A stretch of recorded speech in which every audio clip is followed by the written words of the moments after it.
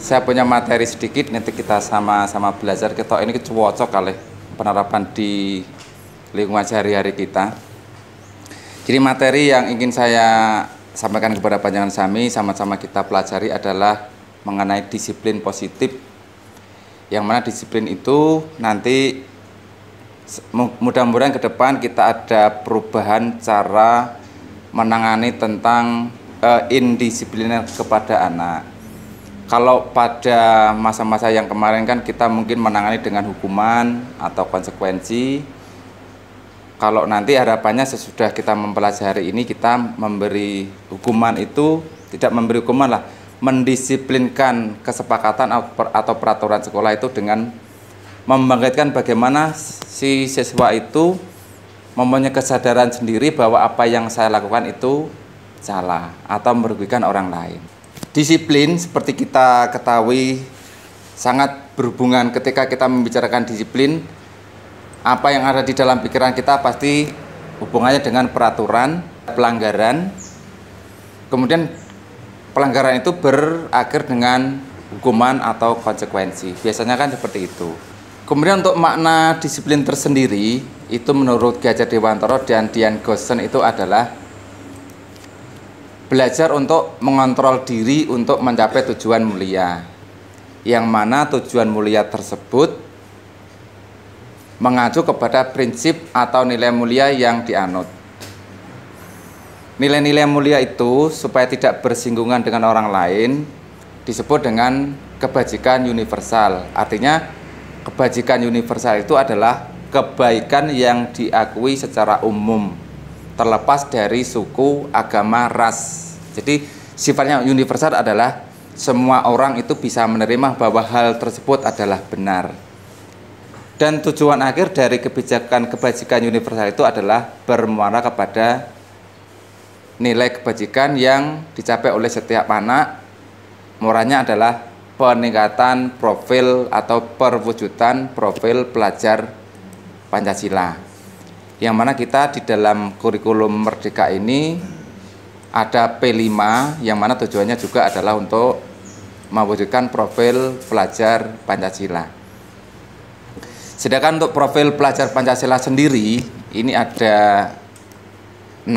Yang pertama adalah beriman, bertakwa kepada Tuhan Yang Maha Esa, dan berakhlak mulia. Yang kedua adalah mandiri. Yang ketiga adalah bernalar kritis. Yang keempat adalah berkebinekaan global. Kemudian yang kelima adalah gotong royong. Yang keenam adalah kreatif. Kemudian untuk membawa siswa kita atau murid kita ke pelaksanaan peraturan yang disepakati dan berjalan dengan baik itu ada teori kontrol.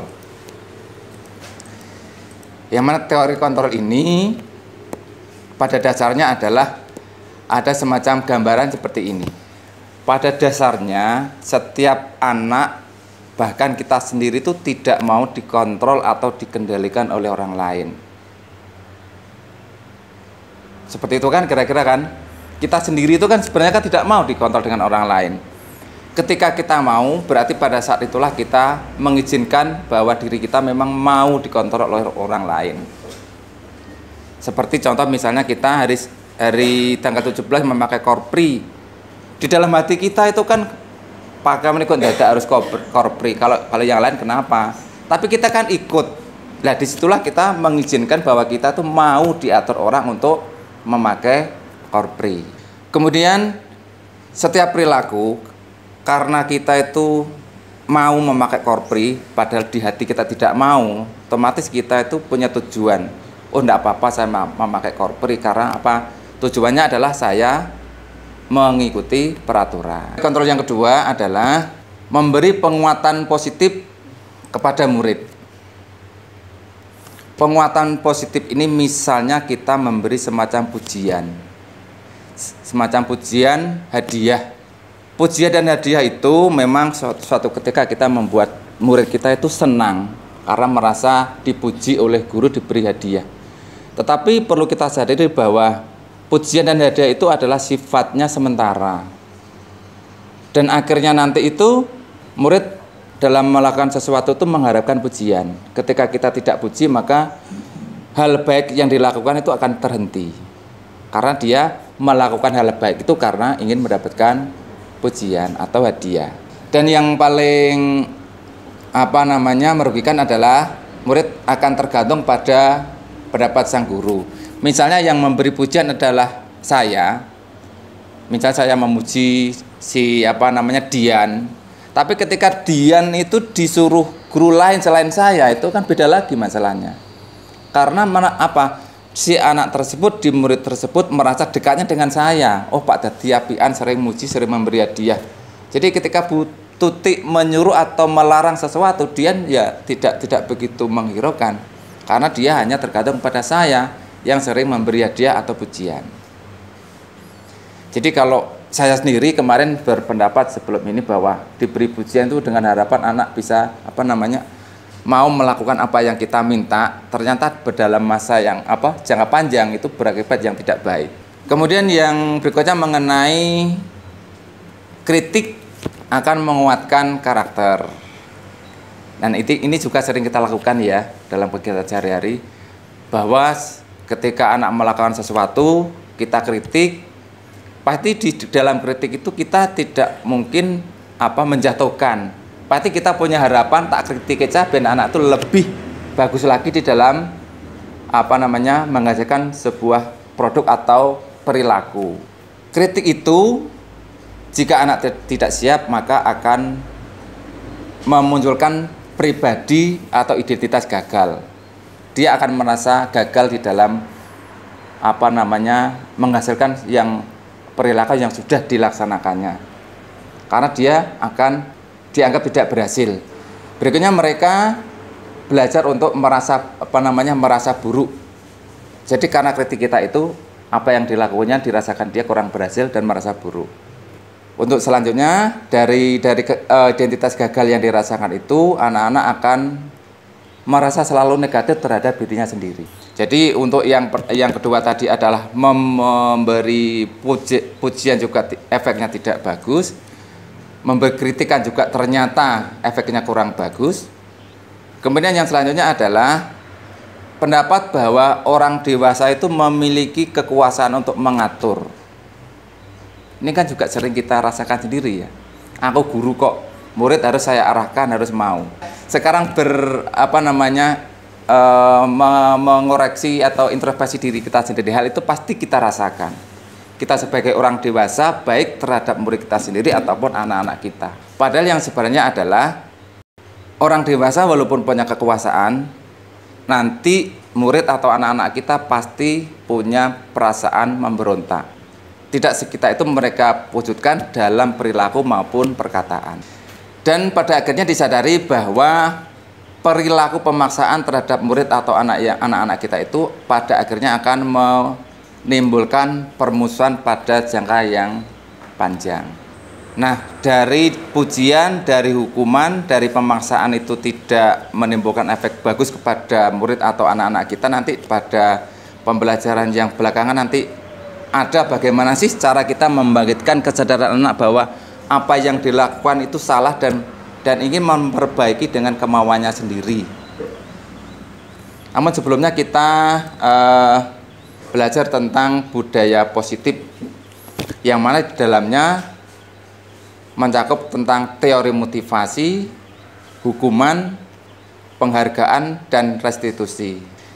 Teori motivasi, seseorang melakukan sesuatu itu ada beberapa motivasi atau alasan mereka untuk melaksanakan sesuatu.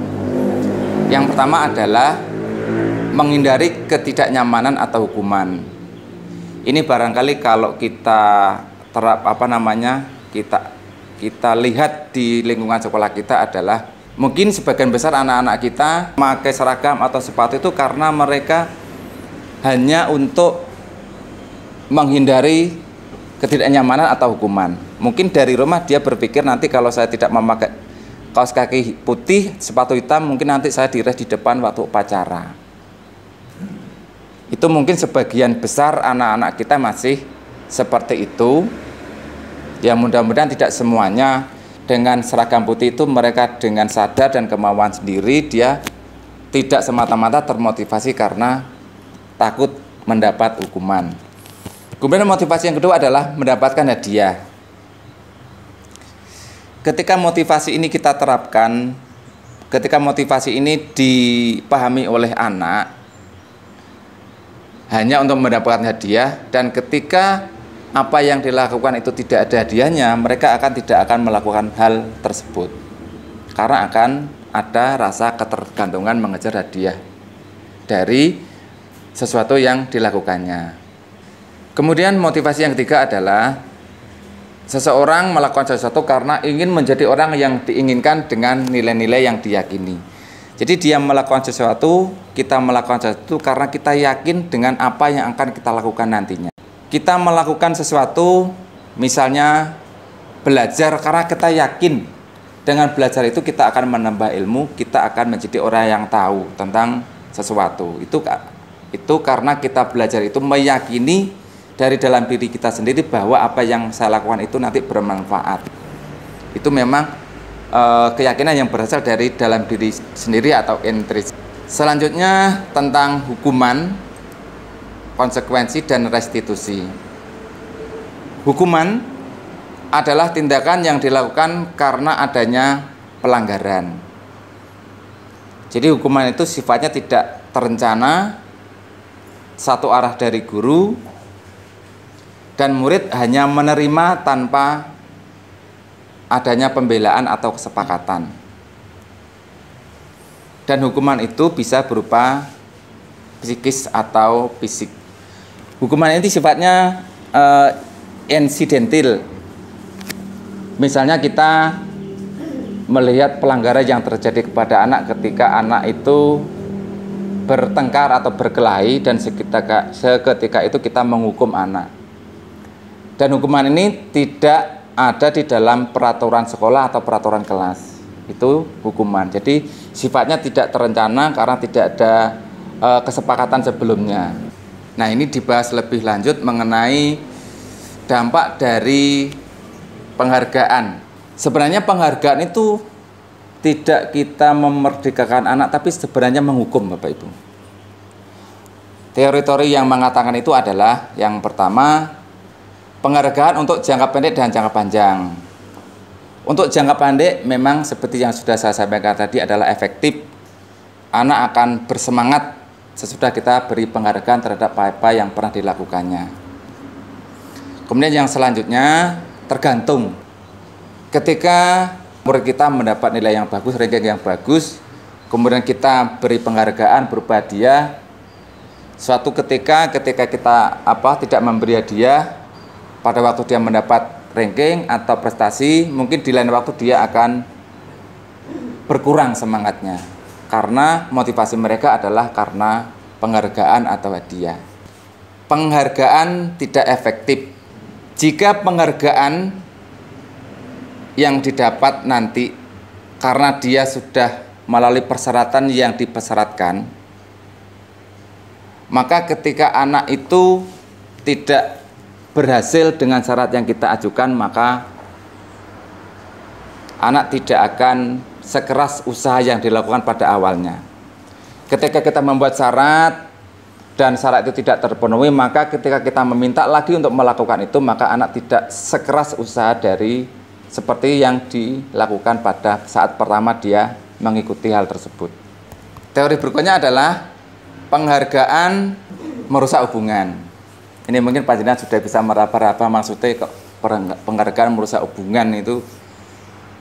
Di kalangan murid kita, ketika kita memberi penghargaan atau hadiah, mungkin ada murid lain yang merasa iri karena tidak mendapatkan hal yang sama terhadap siswa yang kita beri penghargaan tersebut. Dan efek yang lebih buruk lagi, kemungkinan siswa yang tidak mendapat hadiah atau penghargaan tersebut bisa membenci siswa yang mendapat hadiah tersebut. Ini saya rasa pemikiran-pemikiran logis yang efek berikutnya adalah ketika kita memberi penghargaan, murid melakukan sesuatu hanya untuk menyenangkan guru. Kadangkala tindakan untuk menyenangkan guru itu dilakukan dengan tidak jujur. cara bahasa Jawane golek rai ngoten niku lah. Kemudian menciptakan persaingan di kelas karena masing-masing siswa atau murid ingin mendapatkan perhatian dari gurunya. Kemudian yang berikutnya, ketika syarat atau ketentuan yang dipersyaratkan itu tidak bisa dicapai, maka anak tersebut akan putus asa. Ketika putus asa, maka kemauan belajar mereka akan turun atau hilang malah barangkali. Kemudian penghargaan menurunkan kualitas. Dalam teori ini, hasil karya akan berhenti ketika diberi penghargaan dan tidak ada usaha untuk memperbaikinya lebih baik lagi. Mungkin murid-murid kita atau bahkan kita sendiri berpikir, wong saya bekerja seperti ini aja sudah diberi penghargaan, untuk apa mengusahakan yang lebih baik lagi. Yang berikutnya ada penghargaan mematikan kreativitas.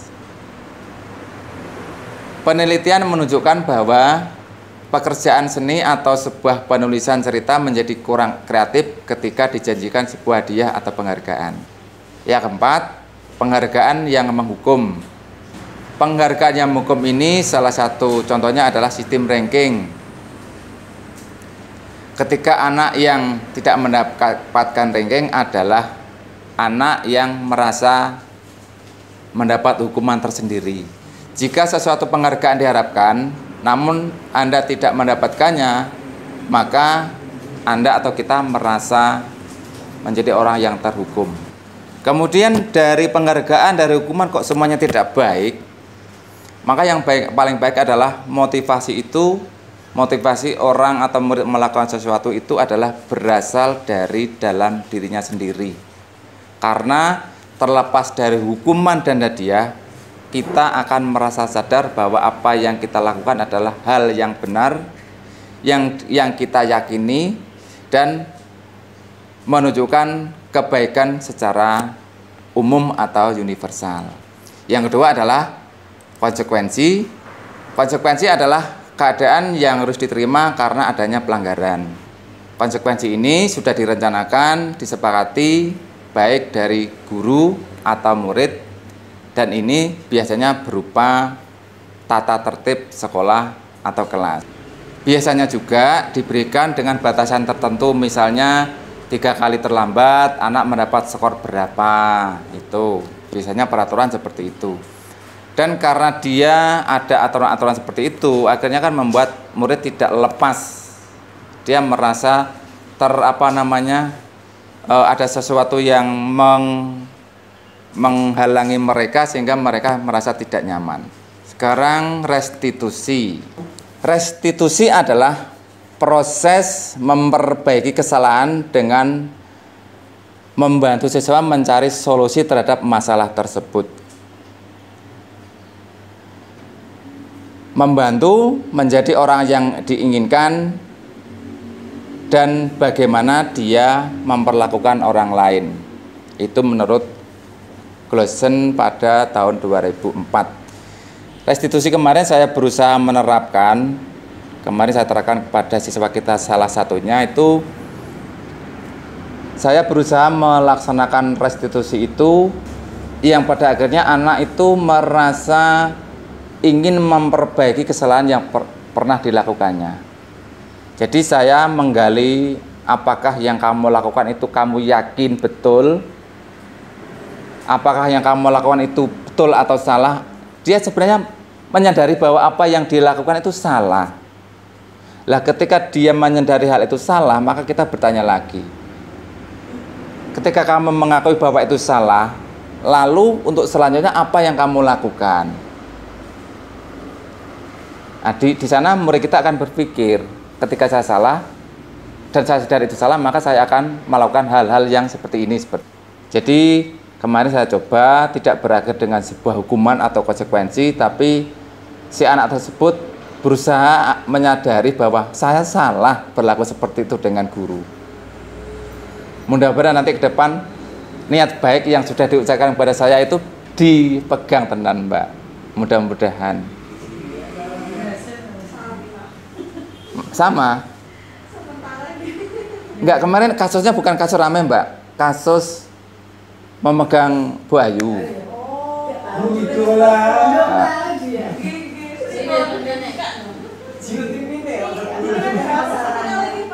Dengan Mbak Ayu dia berani gitu. Jadi karena saya kemarin mendengar dari teman-teman, dia saya panggil secara pribadi, saya ajak bicara baik-baik, saya ajak ya ini menerapkan ini cara-cara penanganan restitusi, jadi anak tidak merasa dihakimi atau dihukum gitu.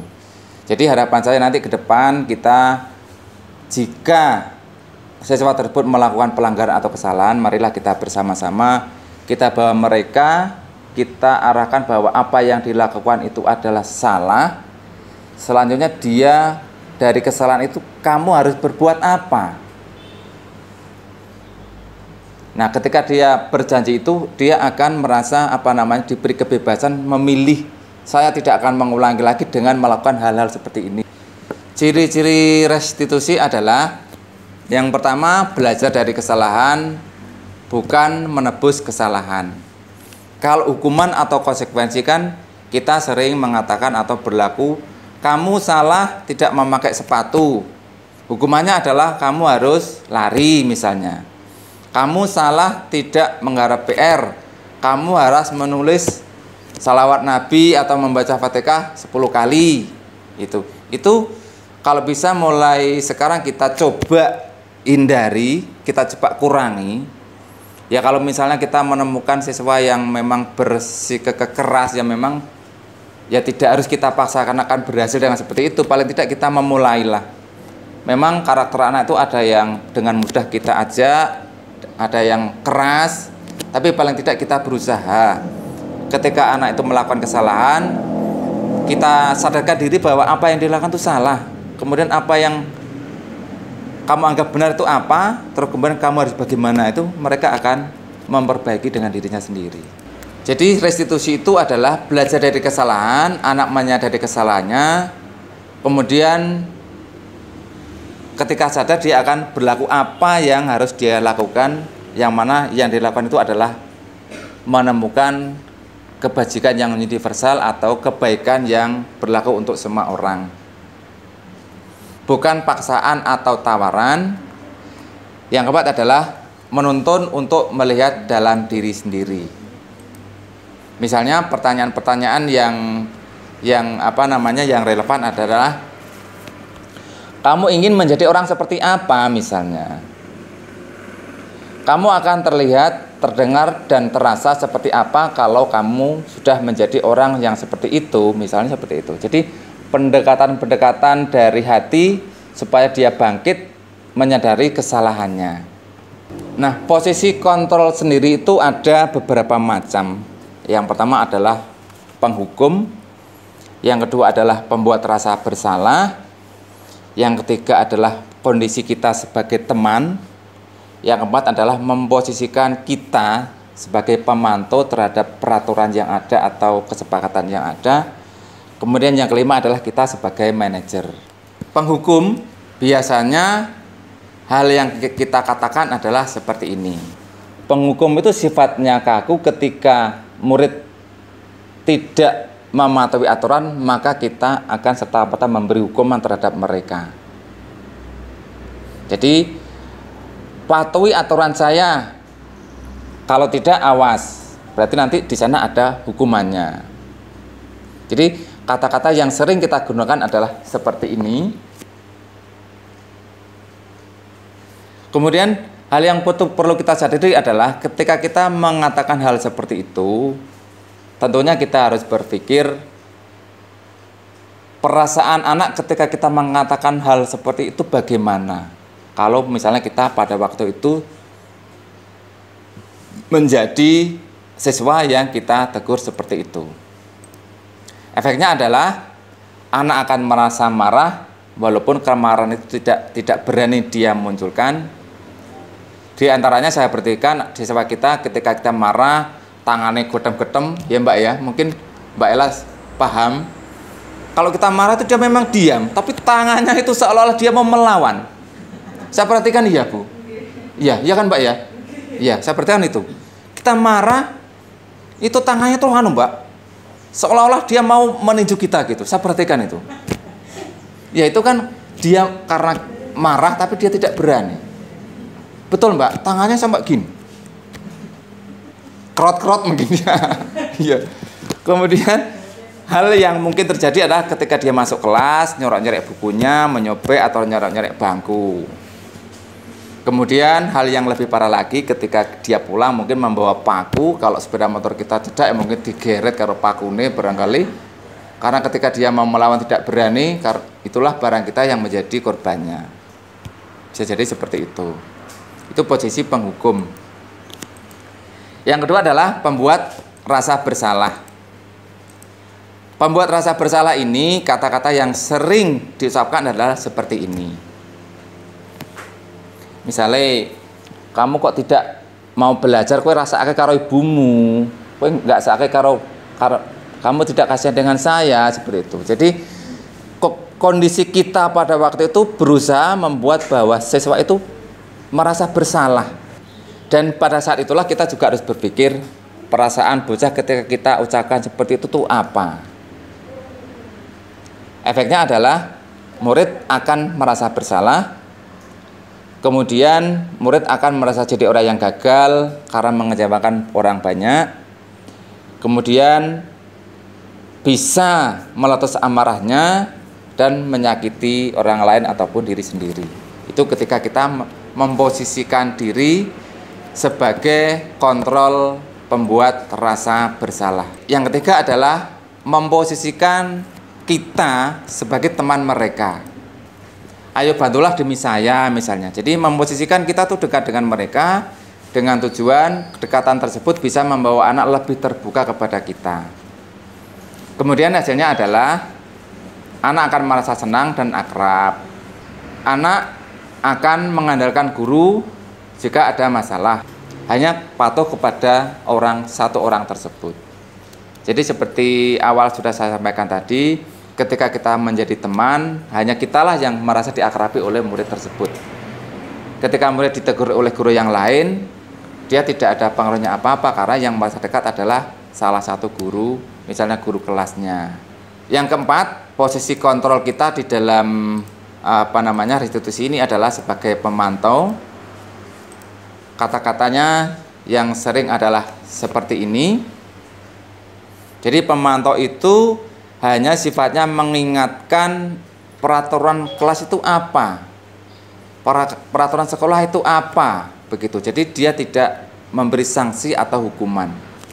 Hasilnya adalah murid memahami konsekuensi yang harus diterima. Jadi kita memposisikan diri sebagai kontrol, sebagai pemantau adalah murid kita sadarkan dan dia menerima apa yang saksi yang memang sudah kita sepakati. Jadi guru hanya sifatnya mengingatkan saja. Nek murid biasanya terlambat itu harus melakukan konsekuensi seperti ini, ya guru memantau bahwa aturan itu memang dilaksanakan. Gitu. Jadi posisi yang di sini adalah guru hanya memantau pelaksanaan pelanggaran yang dilakukan oleh murid. Yang terakhir adalah manajer. Fungsi kontrol sebagai manajer adalah memang membutuhkan waktu yang lama, kesabaran yang lama, karena kita ketika menyelesaikan sebuah pelanggaran itu kita berusaha membangkitkan kesadaran mereka seperti yang sudah sampaikan di awal tadi, bahwa apa yang saya lakukan itu memang salah. Dan ketika mereka yakin bahwa itu adalah salah, dia menyadari yang betul itu bagaimana. Itu dia sadar. Dan selanjutnya adalah merumuskan tindakan nanti yang akan saya lakukan untuk memperbaiki kesalahan tersebut. Itu posisi sebagai manajer. Mungkin sebelum saya teruskan, mungkin ada semacam masukan atau pertanyaan barangkali. Ya? Iya.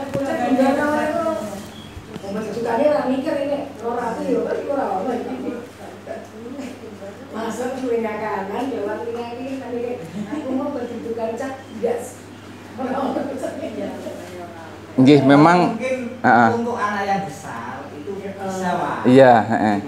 Tapi Nggih, betul. Restitusi itu kan memang mengharuskan kita atau murid kita itu kan bernalar. Mengharuskan murid itu berpikir bahwa yang tak lakukan itu salah. Dan kelas 1 kan memang masih sulit. Kelas 1, kelas 2. Iya. Iya. Karena nggih, membutuhkan penalaran. Dan setiap siswa atau kita melakukan sesuatu itu kan karena ada kebutuhan dasar. Yang pertama mungkin ada mereka ingin kebutuhan dasarnya menguasai. Saya melakukan ini biar saya merasa berkuasa, merasa kuat. Ada lagi kebutuhan dasar itu adalah untuk kesenangan.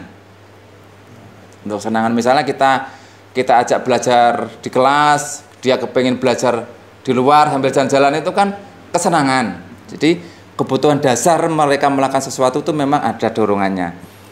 Ada juga yang kebutuhan dasar itu kebebasan. Jadi orang melakukan sesuatu itu karena kepengen bebas, kebebasan. Kemudian ada juga mereka melakukan sesuatu itu karena bertahan hidup. Misalnya saja suatu ketika murid kita itu lapar, merebut jajanan temannya. Itu kan dia melakukan merebut sangune kanca kan karena apa? Dia merasa lapar, ingin hidup lagi, ingin mempertahankan karena dia masih kepengen hidup, makanya dia merebut milik temannya. Itu motivasi karena kebutuhan hidup. Motivasi berikutnya karena dia ingin mendapat kasih sayang. Kelas 5 itu ada beberapa anak, Mbak, nakal tidak, ujuk-ujuk datang, Pak Salim, perhatian. Padahal itu calanang, Bu. Nah, cewek itu malah mboten. Yang banyak ingin perhatian calanang malam. Iya. Calanang. Jadi saya melihat itu kepengen diperhatikan.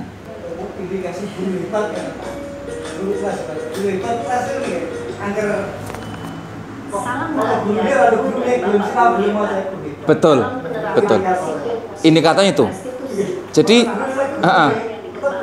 Jadi kembali ke teori dasar tadi, anak itu kan dengan sadar tanpa ingin mendapatkan penghargaan, tanpa menghindari ketidaknyamanan atau hukuman, dia melakukan sendiri.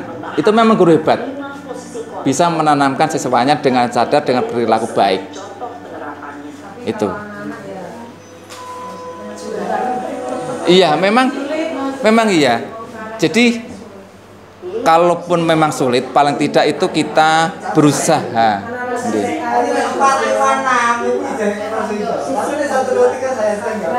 Betul. Ya memang tadi kelas 1 2 kan belum bisa bernalar.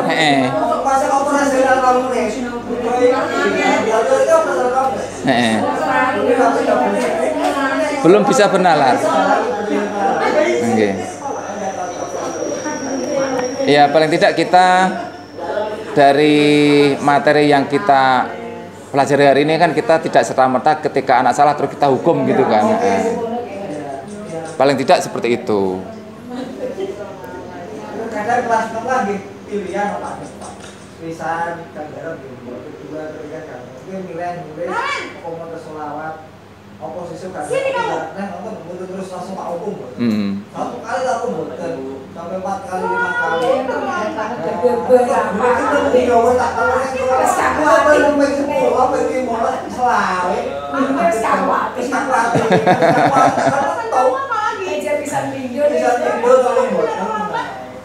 Enggak sikap loh Pak. Malah sekali ya kamu jadi anak. Tolong suami dengan sikap.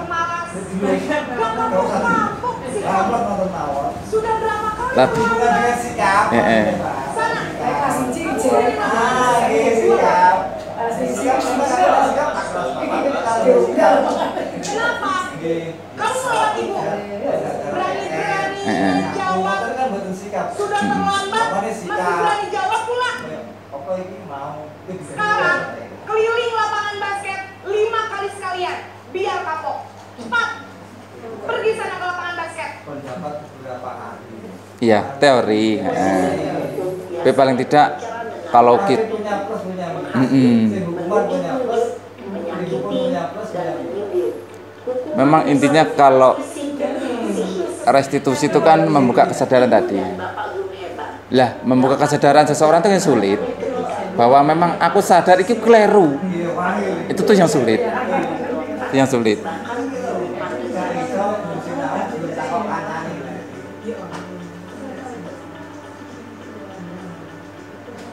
Ini ada beberapa contoh video tentang masing-masing posisi kontrol tadi.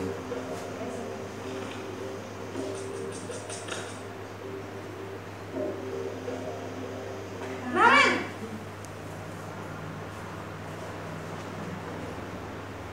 Selamat pagi, Bu. Naren. Kamu kenapa terlambat lagi, Nak? Ya Tuhan, Naren. Kamu senang ya bikin ibu susah ya? Kalau kamu terlambat lagi, nanti ibu yang ditegur bapak kepala sekolah, Nak. Disangka ibu tidak bisa membina kamu. Duh, gimana ini? Tapi kita Maaf, Bu. wingi rada sungkan kali kula kok itu. Kamu suka ya kalau ibu ditegur bapak kepala Agak sungkan. sekolah? Ini lara lah, Bu. Terus? Nalar Sekarang gede. ibu harus tulis apa ini buku absen? Lara gitu. Nalar. Lambat loh. Ibu harus apa coba? Maaf, Bu. Maaf, sekali. Ya sudah. Saya kan kalau menit maksudnya ya.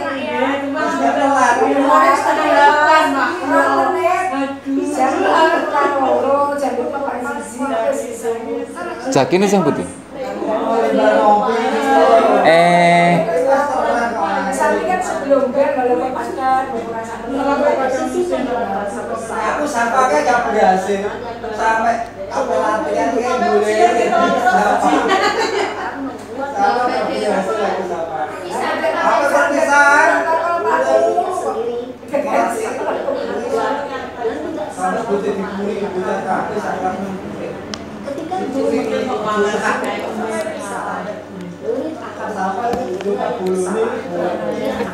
Membentuk kelompok diskusi. Kelompok sing delok ndek ku gak gelem. Bu. Gak gelem kabeh. Alasannya anakku membebani tau apa ngono lho. Beban, Pak.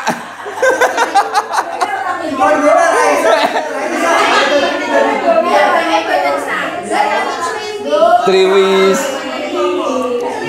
Lah gini kok gak gelem no? Pak beban, Pak.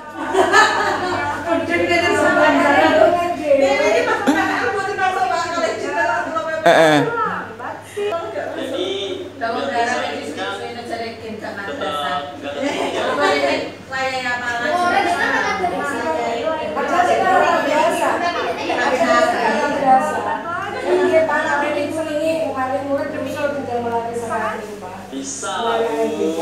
Oke, Pak. Saya sudah sama apapun beresin kami ini bukan maksudnya pasti ya. Ini ada dasar.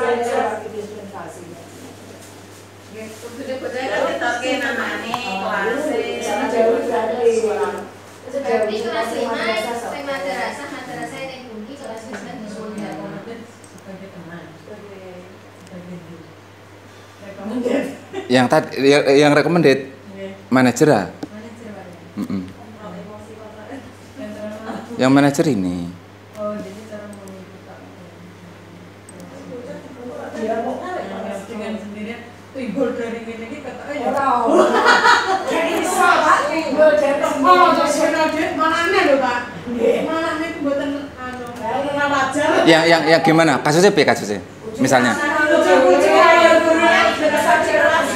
Ini kayaknya kan susah.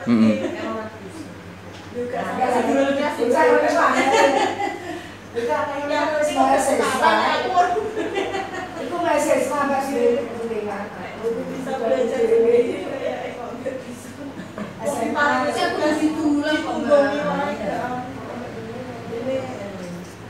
anak-anak dia senang bermain. Bisa senang tiara, anak-anaknya kudu dia.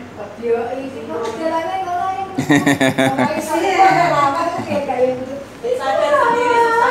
Iya. Ya paling tidak untuk kelas-kelas yang tinggi kan kita berusaha.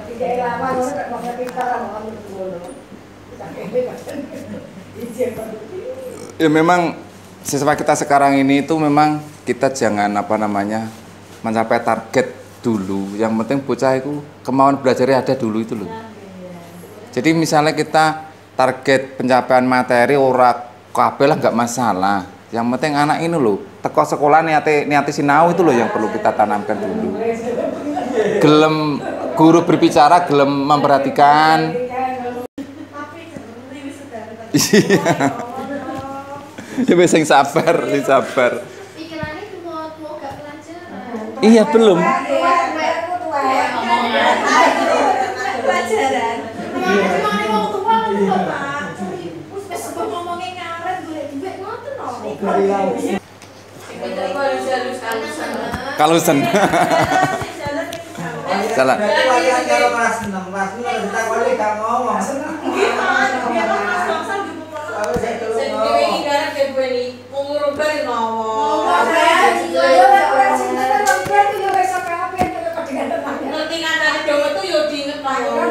Ganti usaha rampung ngono ya.